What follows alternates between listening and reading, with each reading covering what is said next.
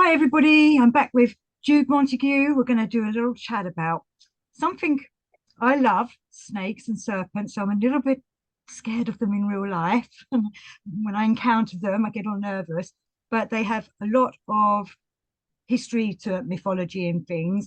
And Jude, you've been looking at a certain snake goddess, I believe, lately.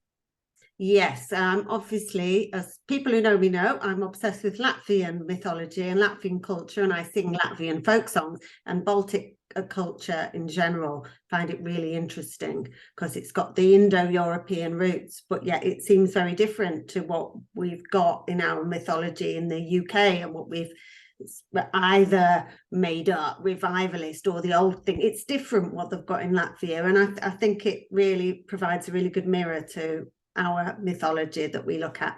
And one of the things they have is a snake goddess, or perhaps just having the snake as a lucky animal or a divine animal that gives blessings.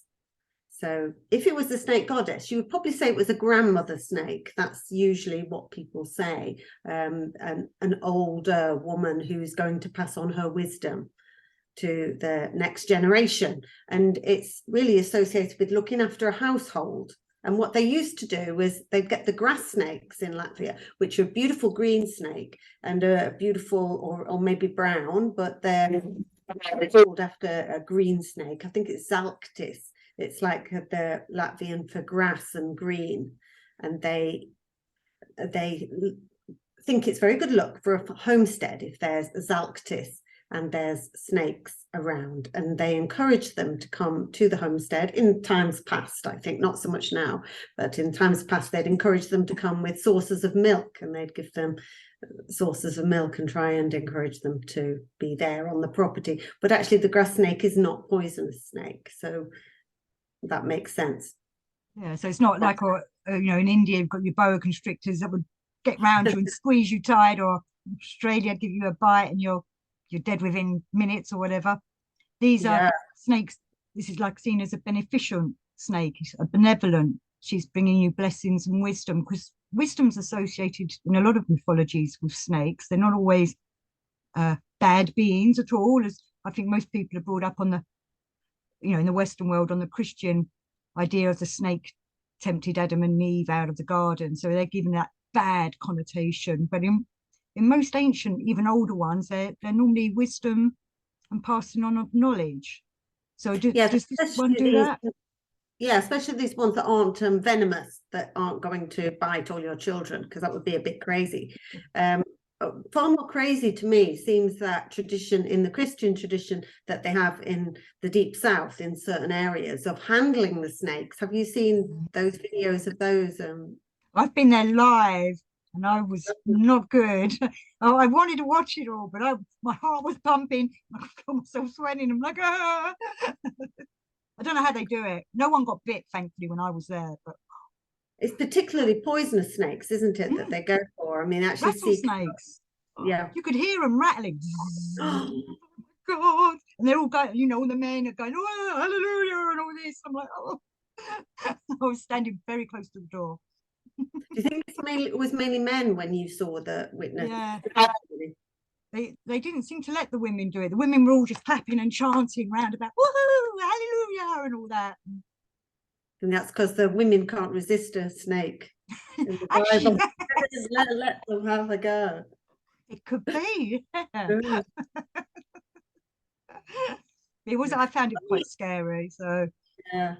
Wow, that's amazing. I think it's funny how snakes get associated with women in particular, whether it's the serpent tempted Eve in the Christian idea, or the idea that a serpent is a woman, as in the Latvian thing, it's a beneficial woman. But also I've looked at some of the Hindu traditions through my great obsession with Bollywood. And in some of those songs and some of those storytellings, that it's the woman who is the snake, and then the snake charmer has to play his tune in order to expose the snake goddessness, that the snake within the woman, and take her like a selkie, like an animal putting on a human costume, or the other way around anyway, shape-shifting, and they have to expose that it's a snake, and they do that with their by playing music. But isn't that weird? Because snakes are deaf, supposedly. And when I was in Egypt, there was a man doing all that, and he was explaining to me, if I move around the snake as I'm playing, the snake follows the movement. But I still find it interesting. I think they can feel the vibrations of the music in the, I don't know, the ether or whatever. Well, some deaf people even are brilliant percussionists and who do music through just feeling it. I mean, Evelyn Glennie is the most famous person I can think of who is profoundly deaf, but is an incredible percussionist. I don't know how she does it. That's total magic, that is. Yeah. But yeah, I've heard that. So snakes charm us. The wisdom that I've heard is that they're deaf and that they follow the movement of the pipe because it's going to attack them. They think their defensive mechanism comes in, like it's another snake, isn't it? Yeah, it's like, they go like that. Like we'd be doing that with each other, like. Yeah, I think it's very interesting, the Indian tradition, because obviously they've got snakes a lot in different symbolism, not just the snake god that might be a person shape-shifting, but I think there's a snake for the world, for the is it Vishnu? Certainly the creator god sits on a snake, and a snake is the power of the earth. And I saw one of the Bollywood songs that was called a devotional song, but sounded very poppy, which is an interesting idea for us, that a devotional song is very sort of full on and like, yeah, let's go for it. Because certainly in my church tradition, we don't do that. But yeah, so that they're showing, yeah, come on, wake up, spirit of the earth, wake up, change everything. Yeah, wake up. It was and the women, again, it was the women who were doing the dance, but then it's often women, so the men were singing. I think it was Kishore Kumar that was actually making the doing the voice, but then the men were singing to the song, wake up, change everything, wake up, spirit of the earth. And the women were doing this movement because I think that's the cobra position, isn't it? Yes. Because when I was studying Indian mythology, I quite liked, well, I've always called him Patanjali, and I've heard other Indians call him Patanjali.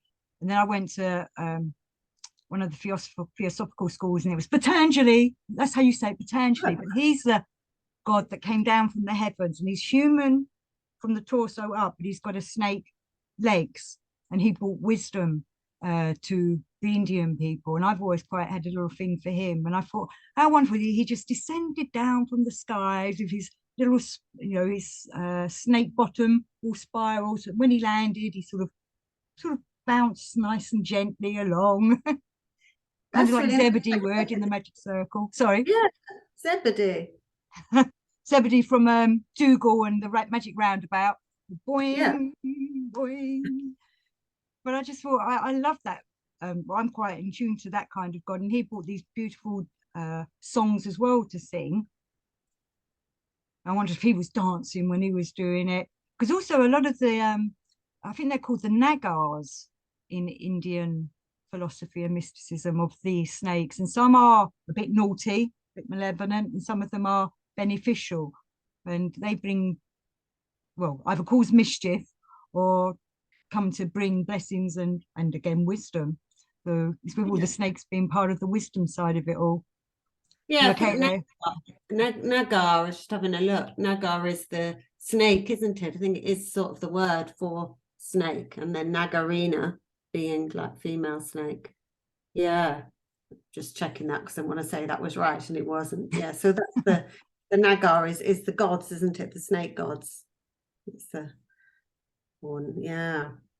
How do you feel? Sorry, go on.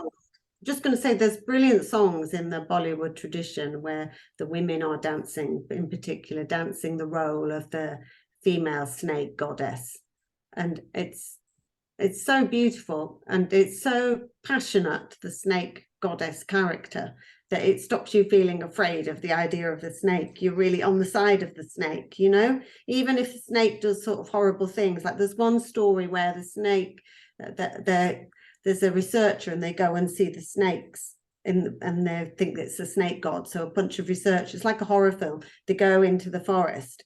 There's the snakes doing their ceremony at that particular time, and they get to see the people who are the goddesses who are snakes. And one of the terrible researchers kills the male king of the snakes.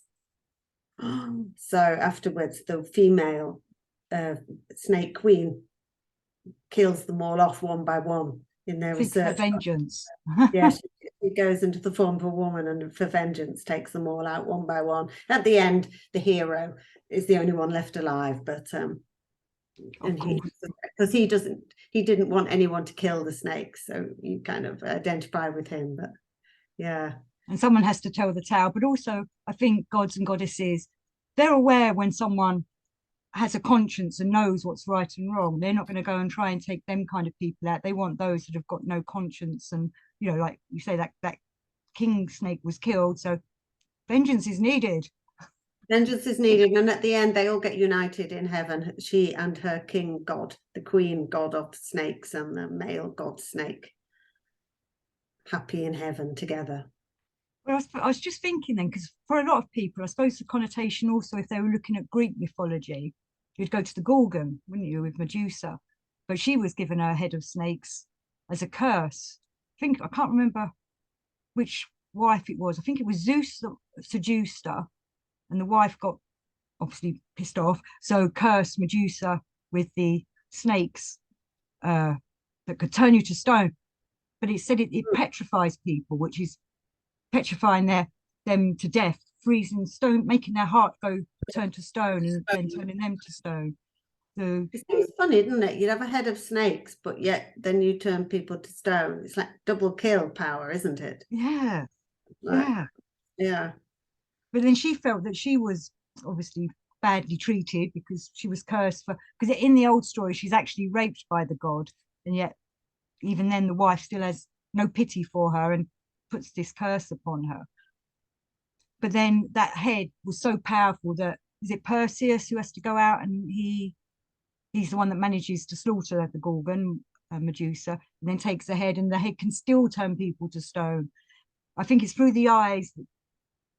If you look in her eyes, she can turn you to stone. I'm trying to remember what it was the snakes did. I think they still spat venom and things like that at people, those that were coming to attack her. Medusa is so interesting for people recently because I think they're re-looking at her and her. I think there's been some big, more feminist rewritings or looking again at the mythology, the Greek mythology, in particular the story of Medusa, and they reckon that some of the later tales are the patriarchy trying to get rid of the old Medusa god, who was a god, maybe a bit like Kali, and had some kind of destructive force in her, in the makeup of who she was as a divinity, had a destructive aspect, and they so they wanted to neutralize that, or literally cut her head off and get that power for themselves as well. And maybe that's what happened. Maybe it's like taking on an old religion. Maybe it's Theseus going and taking, and is it Theseus or was it Perseus? I can't remember now. Yeah, one of those two films. One of them two. But they went and took it. I think it's Perseus. Anyway, he took it, didn't he? And then he took the power for himself in that story. And that sort of could be an analogy, couldn't it, for an old religion and a male religion taking that Medusa cult and taking their power. Well, the patriarchs don't want no feminine god. You know, they even killed it off in Christianity with the Holy Spirit. They took that out, and I'm pretty sure the Holy Spirit was the feminine side of Christianity. And in many other religions, actually. My head's gone a bit numb at the moment of what it is. But no, I would agree with you. That rings quite true with me. That probably is what it's done. It's just a bit of gaslighting and rewriting of what they really were. It seems to me to mirror many stories that do happen with female power throughout history. And then then it all gets forgotten, all pushed away, and all you've got is the male story about it afterwards. Like in Gilgamesh, isn't it? There's Inanna, who's the old goddess there, and who was, we know, the goddess, a big goddess of the city. And yet in Gilgamesh, the only sort of written text we've got, it's all about how the men sort of got rid of her Yeah, and beat her and defeated her. because I always found it quite interesting that the way is it Enkidu is the wild man. The reason he got seduced, when he got seduced by a goddess, he loses all his wild ways and then becomes a civilized man. Yes, that's very peculiar, isn't it? It's really peculiar. I mean, it really makes you want to act that one out, don't you? Some you just imagine, don't you, some dirty old wild man, oh, he's been seduced. Now it's like, oh dear, I've just got my suit on, and Yes, going to go and be best buddies with Gilgamesh, and we should be, what say, bromance between the two of them. It's a very peculiar story, isn't it? Even though it's such an old story, it seems like to me that it is already a collection of lots of different beliefs that are sort of squished together in Gilgamesh, like it's trying to bring stories of different religions together. Mm. Do you know about the snake in that? About because when Enkidu dies, Gilgamesh is so devastated, he wants to go, and he doesn't want to die, so he goes to find the secret for immortality, and he finally finds, I'm probably saying this wrong, Utpanishtu, I think his name is, who's seen as Noah in some stories, who gives him the secret. In fact, I think it was his wife that gave him the secret to immortality. So he goes out and he finds the herb, and then he goes to a lake and has a drink, and he lies down and falls asleep, and it's a snake that comes along and eats the herb, which is why, and so he lost the way of knowing of immortality, but that's why the snake can keep shedding its skin and live forever, because it ate the herb, that, which again makes it interesting that the way to live through immortality is we've got to shed off our old skin and have our new one underneath. That is really interesting. And that's why the snake's such an excellent symbolism, I guess, because it has this shedding of skins all the time that other animals don't generally have that. No, what other animal does that? I can't think of any at the moment. Probably the tarantula. I think that sheds its skin, but yeah, and that's why there's this whole idea of the snakes are behind the idea of time, and obviously there's the Ouroboros where the snake's eating its tail, so the time's cyclical. So snakes have got loads of symbology. From a symbology, because it sounds like a Greek word, but it makes me think a bit of some of the Egyptian depictions with the eating itself. I think Ouroboros is the Greek version, but I know it's in lots of ancient different mythologies, because it's another one of those symbols that seems to be found everywhere, which again comes back to what I think and many other people have been saying for a long time. Humanity's been around for a lot longer than the academics say, and also was probably more of a connected species. It's found in many different places, and like the symbol of the snake is for medicine. That's in many different civilizations as well. We would think these days we're not connected in the past. Well, I heard recently that apparently antidotes for snake venom are usually made out of other snake venom. Oh, I haven't checked it up at all, but it's been it's something somebody told me, or I read it on the internet, and I haven't really dug into it because I haven't needed to. but it sounds fascinating idea. Well, they say there's so many different versions of snakes, and they keep finding new ones every year. I know that. I don't know why snake information comes to me all the time. They're interested in snakes. I mean, they're fascinating, aren't they? Yeah. And when I was in Egypt a long time ago, I had to have a young boy walk with me, because the snake charmers kept trying to put the snakes on me, because what they do is they put the snake on you, and then you have to pay them to take the snake off. Oh my God, my heart was going all the time, but the young boy kept me away from that. But in that one, I found it quite weird, because they'd sewn the snake's mouths up, and I thought that was a bit cruel. Oh no, it was really cruel, absolutely cruel. But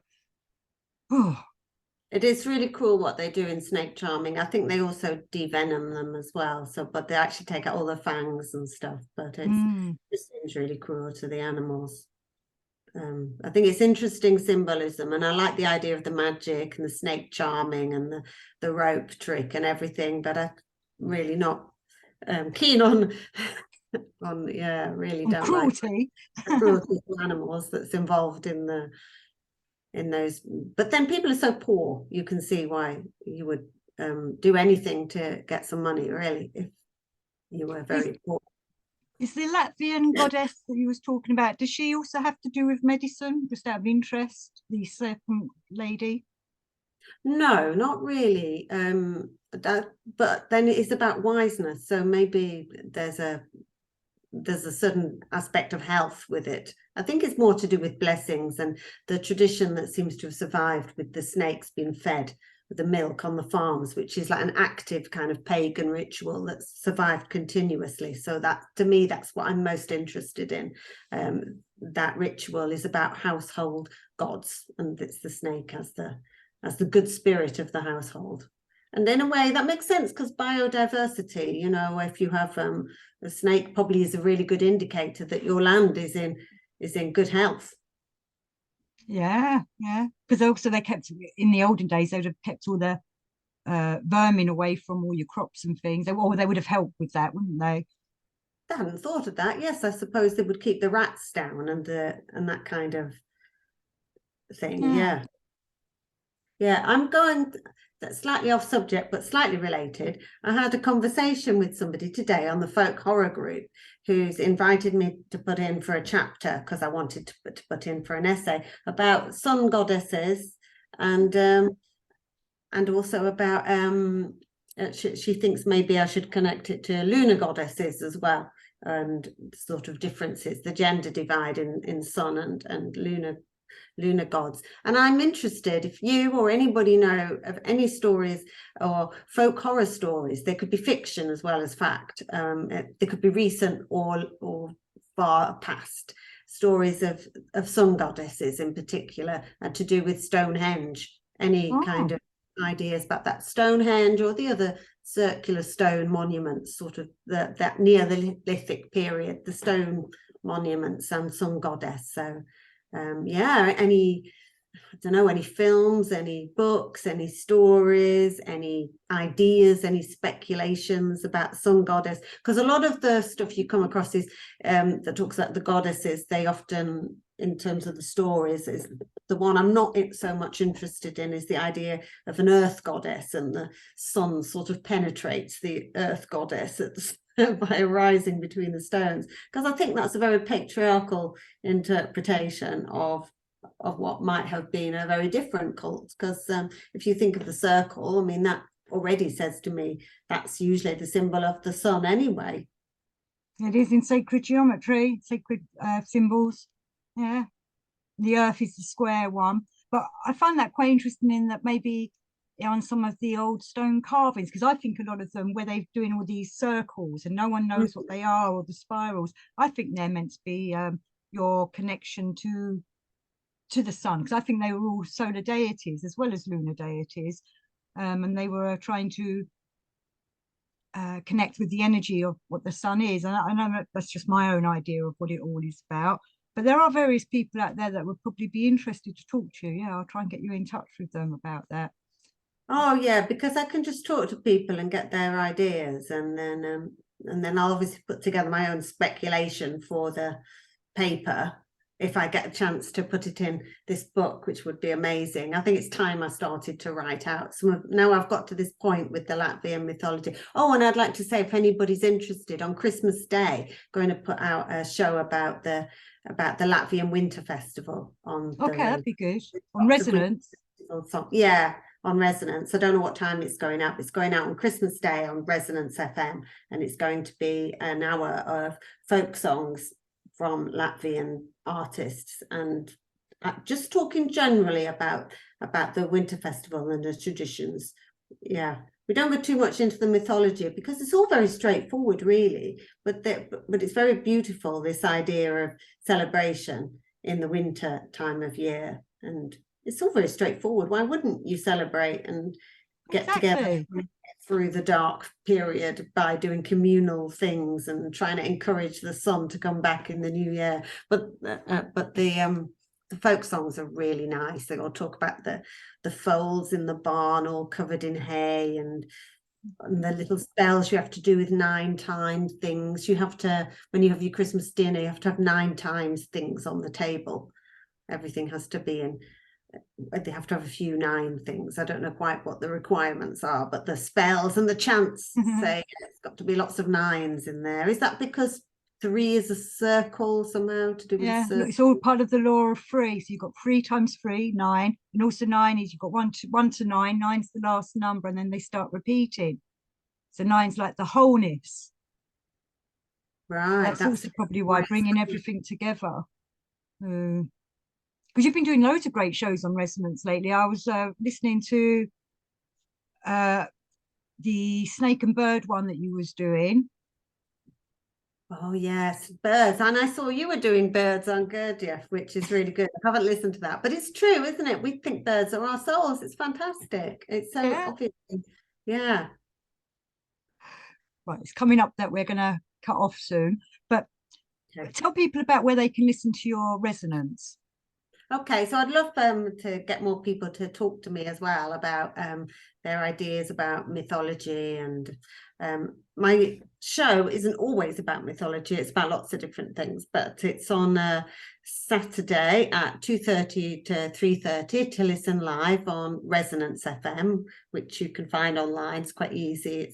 But it's www.resonancefm.com. And then I archive all the shows afterwards with a little description about each show on a blog spot, on a blog. So that's The Newsagents, which is the name of my show, thenewsagents.blogspot.com. And that's a really good way of finding not only the old shows, but you can sort of easily reference which each one is and what it's about. So that's really handy. You can... Yeah, that's a really useful site for me for the shows. Yeah, that's it really. Well, I think because I like your shows because I get to hear of people I would not normally hear about. You know, you have lots of great guests on, whether they're musicians or, you know, with their books or their ideas and things. So I do highly recommend it. And you've got your new album out. Oh yes, because I am a musician as well. So a lot of my shows are about history of music in some way or another. I'm always particularly interested in mythology and other things as it comes through music.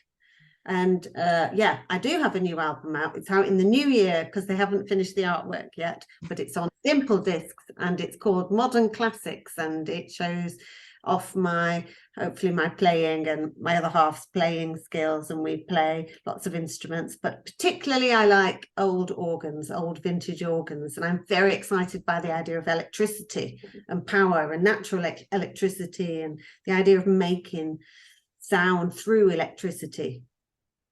And so yeah, I play Hammond organ and other things like that. So yeah. One of my favourite albums is your Hammond organ one that you did with Matt last, well, it's a couple of years ago now, maybe. I love that album. I play it loads. Good, yeah. And we did one earlier this year called Organ Greats that's kind of a little more varied. I love it. But this new one, we think it's obviously, like you do, we think it's our best one yet. Well, now we're making another one because we can't stop. So, you know, it's, the new one I think is going to have a bit of, it's going to go back into the slight mythology and thingy interest. So expect a little bit of words on the new one to do with, I don't know, people like Aleister Crowley and ideas that might be there. In a bit of magic added. Maybe not so humorous ways. Yeah. Oh no, that'd be good. Well, excellent. Well, good luck with all the new album. With Resonance, as I say, I keep up with it through the, like you were saying, through the archives, because I'm not always around on a Saturday, so I have to listen to the catch up. But thank you very much for being part of the show, and I look forward to doing more again soon. It's always a treat talking to you. Yeah, it's fascinating. I'm sure we can talk about so many things. I mean, that'll be great to. Well, electricity would be good. I love a bit of electricity. Let's do that one next time. Okay, you're on. All right, thank you. I'm going to end the show. So everyone, go to Jude's channel. What's your YouTube channel? just called Jude Montague now, It's isn't it? actually called, yeah, I think so. It was called after my old Bedlington Terrier at one point, so it's called Solaris QS. I won't explain it, but I think you just find it with Jude Montague now. Yeah. And I've been doing a lot of patterns recently, so you might have to plow through them. I'm doing live coding, so I'm generating patterns. Yeah, they come up on my feed, and I'm like, "What's this?" Because I don't really understand it all, but I find it quite sweet to watch. But yeah, Yeah, I'll put a link to your channel as well. them people so that I can, I can find them again because they're on my YouTube channel. It's yeah. Oh, well, thanks for doing this, and we'll speak again soon. So thanks everybody for watching, and check out Jude's latest albums. Thanks, Bye. Debbie. Bye.